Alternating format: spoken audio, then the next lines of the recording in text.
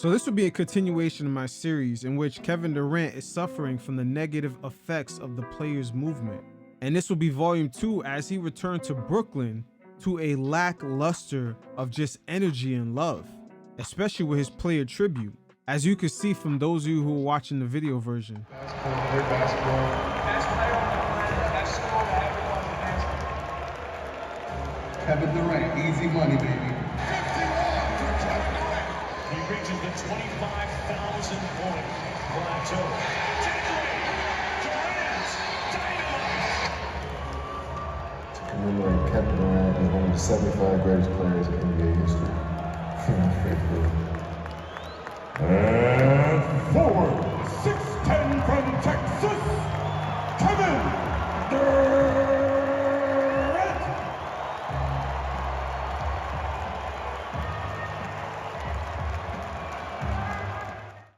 But ironically, on the same day he returned to Brooklyn, Damian Lillard on the other side of the pond had made his return to Portland, and the energy and love was completely different, as Dame was actually even given a pre-game presser as well as a post-game presser where he pretty much stayed for a long time answering questions, showing love to former workers. It was as if they just dedicated that whole day to Dame. He even got a basketball gym named after him. But Kevin Durant's time in Brooklyn was quite interesting because not only he showed up just out of the blue and last minute, as the Brooklyn Nets management said they had no idea KD was even coming. But when he came to Brooklyn, he was out for that initial first season, and then in his second season that was around the time of the pandemic, so fans weren't really in the stands. And by the time he signed a contract renewal with the Nets, he was already asking to get traded after a first round sweep against the Boston Celtics, which left a lot to be desired from this whole KD experience. But in his return to Brooklyn, KD was asked a lot of interesting questions, and you know shit starts turning left when you start separating your individual success versus your team's success. You guys check it out, and every once in a while I'll check in. I mean, I like to look at success as like the individuals, what you did as an individual and how you can bring that as a team. As an individual, I mean, I was all-star every year. I was leading vote getter every year in all-star games. Sold a lot of jerseys, 50, 40, 90, like average 30, like all NBA. I mean, was that successful? Yeah, you know what I mean? But team success is a different thing. But you like to put the team, how the team does, you like to put that on one of the best players and call it a failure. But you look at the work. If you want to talk about me individually, you can just look at the work that I put in here. I think I've grown as a player. I think I'm on my way to mastering the game. I think it was, coming here helped me, push me far closer to that, So that's what I try to take from my time here. Now, sometimes I wonder if KD is just a person that just has a string of bad luck. First of all, he has to understand when he arrived in Brooklyn, it kind of looked like that wasn't his first choice. He just kind of tagged along with Kyrie. And second of all, he was not there long enough to actually have an impact on the franchise. Now, as we all know, New York City is a Knicks town. And in the 2020-2021 season, the Knicks, to everyone's surprise, became a relevant team. So guys like Julius Randle and Derrick Rose were getting much more love from the city than KD was, even though KD was a top 3 player. And I can say this as a native New Yorker, the city is completely dominated by the Knicks. It is definitely a Knick town. So that's a strike going up against KD. Now in 2021, he did have a great season where he almost led the Nets to the finals.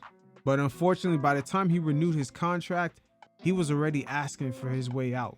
And this is all after a first round exit by the Boston Celtics. Pretty much a first round ass whooping. So KD has to understand his team's success is part of the Brooklyn Nets showing you love. And once again, he's going to suffer from the negative effects of this player movement. Because at the end of the day, most players after retirement, they're going to have to go back somewhere and hang up their jersey and have that fan base actually hold their career up almost to a higher esteem than other fan bases. So KD right now at this moment, he does not have that coalition right behind him. And we've seen players like Carmelo Anthony, which I covered in volume 1 of this series, going through the same thing on his reflection that the Nuggets gave Jokic his jersey number. Once again, these guys post-retirement are going to be looking to hang up their jersey somewhere.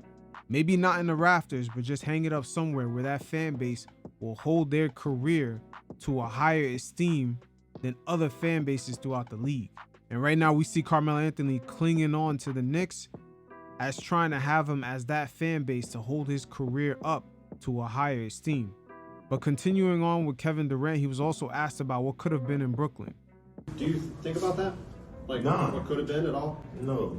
I mean, it's just a pointless exercise, in my opinion, to think about what could have been. I mean, what happened? That's what I'm thinking. That's what I thought about. What actually happened, the reality of it. We didn't have enough time together. That's just it. Guys wanted to go their separate ways. We tried our hardest to, salvage everything and bring everything together. We had 3 or 4 different teams since the first, when I signed here until when I left. But at the end of the day, I enjoy coming to work, playing for, being a part of this community and playing, representing Brooklyn. Regardless of what went on, what said, or how I felt, I still came to work. Damn, KD, you made that sound like a job. Oh man, KD gonna have to take more responsibility on what went down in Brooklyn. Because even the coaching selection, that was all you and Kyrie. And even in the beginning of that segment when he said guys made the decision to part their ways, KD, you the captain. Everything starts with you. It shouldn't start with other guys. And that's pretty much been the problem with him being in Brooklyn. He never really took onus for the team. If Kyrie's trying to leave, the stories in the headlines should be you running after Kyrie to get him to stay. And for KD, he kind of did set a precedent for a guy who signed a brand new 4-year extension and won it out right away.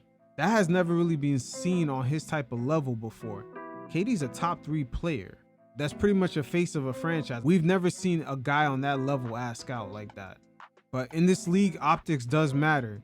And KD this season in Phoenix, at some point he's going to have to deliver for the Suns, because since he's not a homegrown player, they are not going to hold his career to the same esteem.